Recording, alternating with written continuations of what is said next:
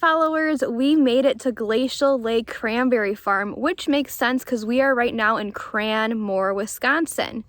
This 6,000 acre farm was once located on a glacial lake that eventually dried up thousands of years ago. When the lake disappeared, it left behind perfect conditions for cranberry growing. Cranberries were found here naturally, so in combination with natural cranberries, farmers have begun producing cranberries commercially. The soil, the natural conditions that were left behind from this lake disappearing make it the perfect conditions. There's a high water table, the soil is acidic, and it just matches what cranberries need. I can't wait to find out some more information. We're really lucky to be able to be squeezed in for this tour because it is the end of the harvest season. So Miss Chisholm, let's go on in and we're going to find Mary, who's going to give us a tour guide, who's going to be our tour guide of the harvesting season. Let's go. Awesome.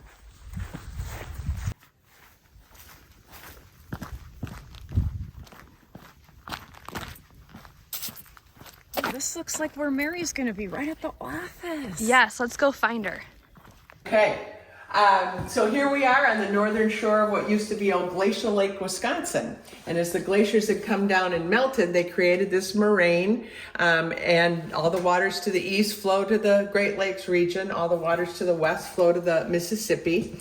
But as the glaciers melted, all this water was being held back by the Baraboo Range, which according to their historical marker is among the oldest visible physical features on Earth. Now think about that. You know it's old because it's rounded, but just think about that for a while. And as the glaciers melted, this lake got to be about 150 feet deep. So if you imagine 150 feet of water above us, and this lake can also is defined by the three major highways that transect Wisconsin. So Highway 39, 51 comes up the eastern shore. The Interstate 9094 comes up the west side, and Highway 10 cuts across the top. So even if you look at a good old-fashioned paper highway map, it'll frame this glacial lake region. In this region, after the lake drained very quickly, and as you travel around, by the way, you can still see outcroppings, and in the distance you'll see these large mounds, and if you go up to them, you can actually see sea fossils in them. So those were all islands in this lake. It's great exploring. After the lake drained, what was left is this area that's very flat, high water table, no basements in our houses out here, acid conditions and lots of sand because it was the bottom of a lake. And back in 1873, the Arpin family, and there's the town of Arpin north of here, but they were the entrepreneurs of the day. They had lumbering and dredging. They were the first people to have electricity and indoor plumbing in Wisconsin Rapids. And the house that they built that has that is now the Le Chateau, the bed and breakfast. It's a beautiful, beautiful place to stay. Now we're into a little different map here. This is the map of Cranmore.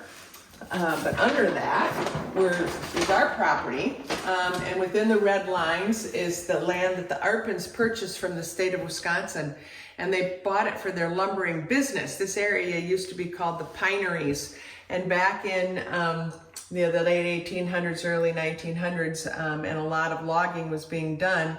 They say the Pineries rebuilt Chicago after the fire. Anyway. So today on the 6,000 acres, we still have a forestry management plan on 2,600 acres of it.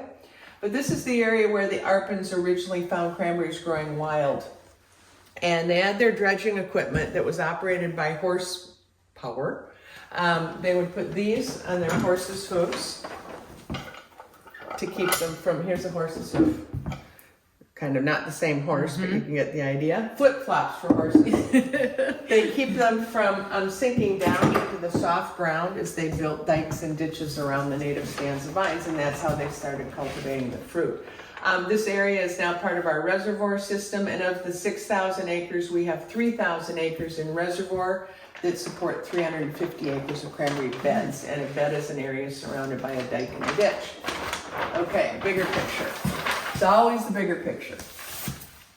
This is the town of Cranmore. And back in the early 1900s, they carved this township out of two other townships because at that time they were trying to drain lands. There were drainage districts put in all over, and it was all about cropland. And the Arpins were instrumental in that. I mean, they made a lot of money building a lot of ditches, but they realized in short order you just don't drain a swamp.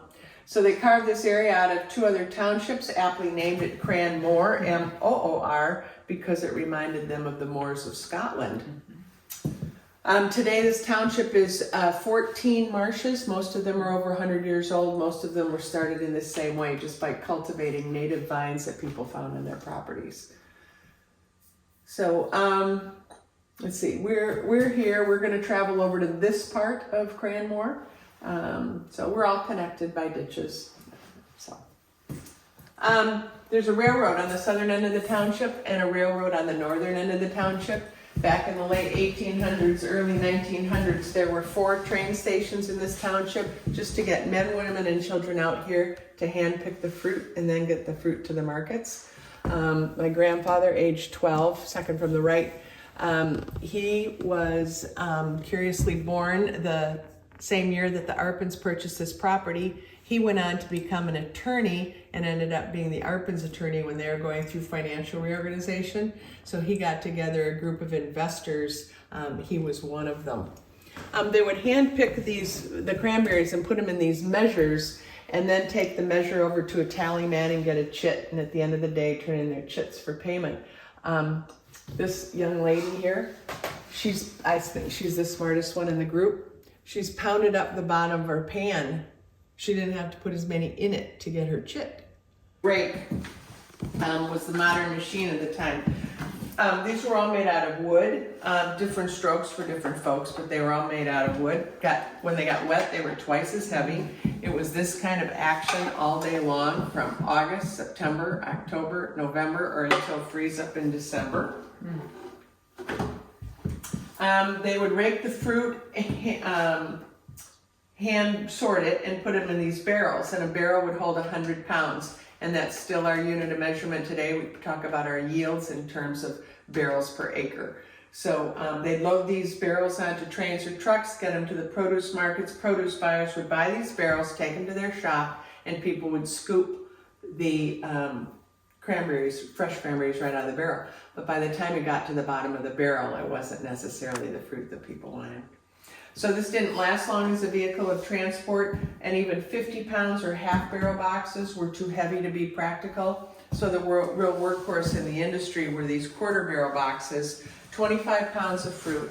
They put the clean fruit in, nail a lid on top, put a colorful label on the side that could give you the grower, the handler, the variety, some colorful graphics, because buyers would buy by the label. They wouldn't go around and open the lids on all the boxes and check out the fruit.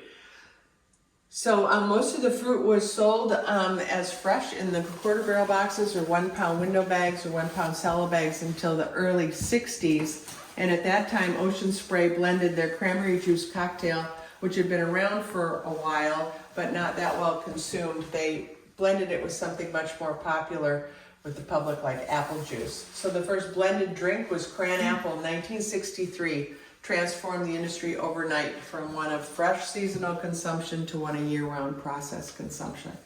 So huge change up in the industry. Next big change up in the industry was Craisin's introduction by Ocean Spray in the late 1980s, early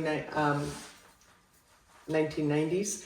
And they were sold a lot of cranberries, 80% added sugar, good news, bad news. And now a new transformation in the industry is going to be honestly cranberry, where we're drying cranberries with no added sugar, because cranberries are the only known food in the world that prevents bacteria from adhering to mucus tissues.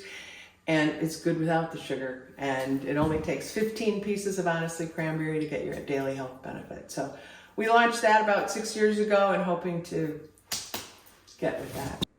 Join us in our next video as we continue to learn more about cranberry farming in Wisconsin.